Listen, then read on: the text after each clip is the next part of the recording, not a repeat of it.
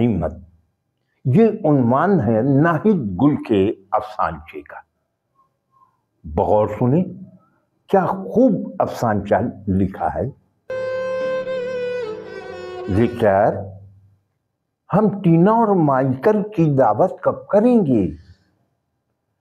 खानदान के सभी लोग उनकी दावत कर चुके हैं, अब हम ही बाकी रह गए हैं। शमा मसीह ने शौहर से कहा,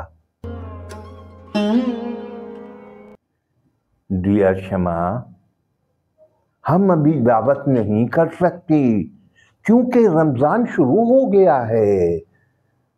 हर चीज की कीमत दुगनी हो गई है, थोड़ा इंतजार कर लो। विक्टर मसीह ने यासियत से कहा। और अब मैं अपना ही एक अफसानचा सुना रहा हूं। उन्वान है कोई भूल हुई है। मस्जिद के सामने पुलिस मोबाइल खड़ी थी। नहायत तेजी से एक पुलिस वाला मस्जिद से निकला, सामने खड़े फल के ठेले पर गया और चुन चुन कर कई अच्छे फल अपनी शॉपर में डाला। आगे बढ़ा, दूसरे ठेले पर भी उसने कुछ फल उठाए, उसी शॉपर में डाले। फिर वो उस ठेले पर आ गया जिसके सामने मैं खड़ा था। उसने वहां से भी कुछ फल उठाए और शॉपर में डाल रहा था कि मैंने उसे रोक लिया।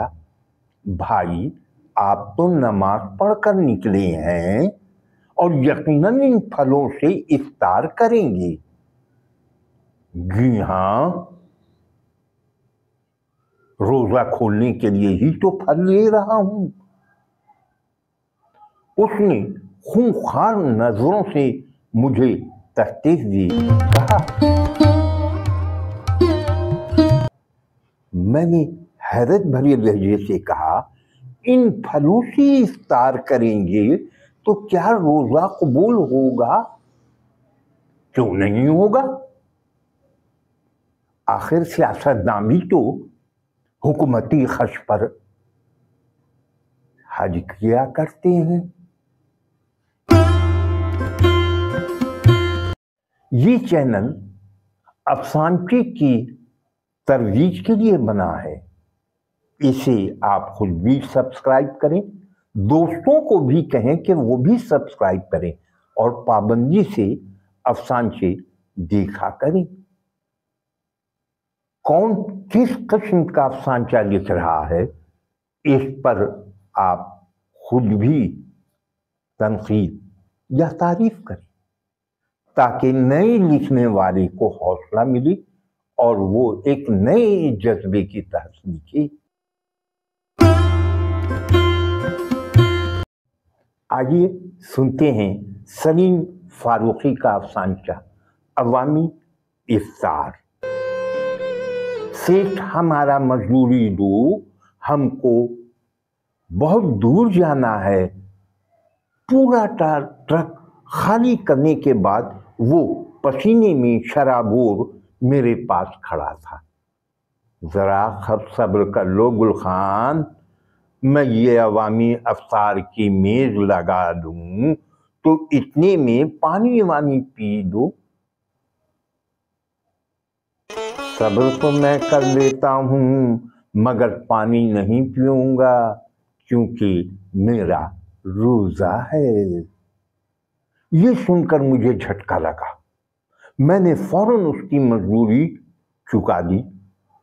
गुल खान ने सामने वाले ठेले से 10 रुपए की खजूरें खरीदी, एक अपने खीसे में रखा, बाकी मेरे अवामी टेबिल पर अफ्तार के दरमियान रखकर आगे बढ़ गया।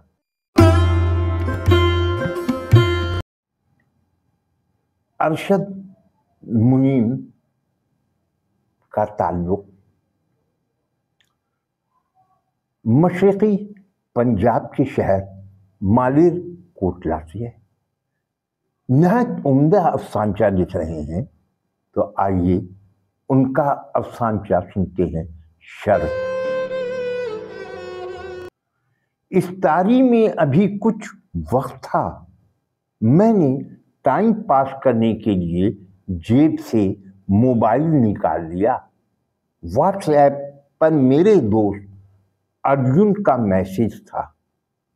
मैंने ओपन किया तो एक वीडियो के नीचे लिखा था, बड़ी मस्त फिल्म है यार, मगर तुम रोजा खोलने के बाद ही देखना, नहीं तो पाप मुझे लगेगा।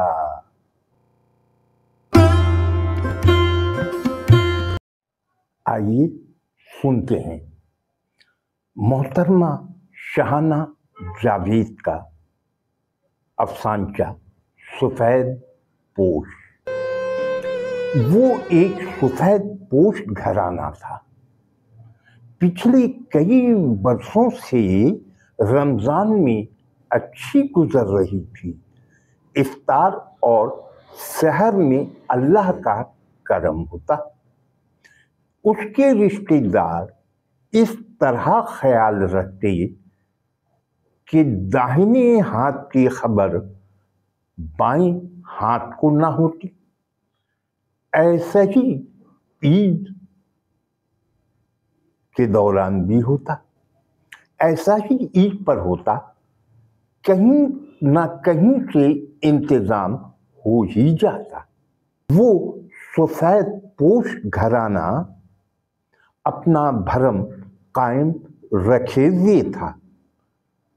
घराने का सरबराह जिसकी नौकरी छूट गई थी, फिर महंगाई का तूफान, एक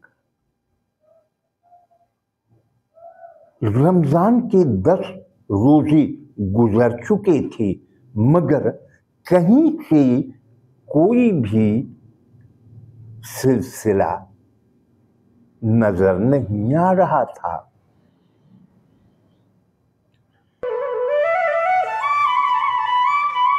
अब तक किसी रिश्तेदार की तरफ से मदद नहीं आई थी। घरानी का सरबराह जिसकी नौकरी खत्म हो गई थी, फिर महंगाई का तूफान था और 10 रोजे गुजर चुके थे, मगर किसी रिश्तेदार की तरफ से किसी किस्म की मदद नहीं आई थी। उसके अंदर भी हिम्मत नहीं थी कि वो पूछ लेता। सफेद पोशी के बेड़ियां उसे जकड़े हुए थी।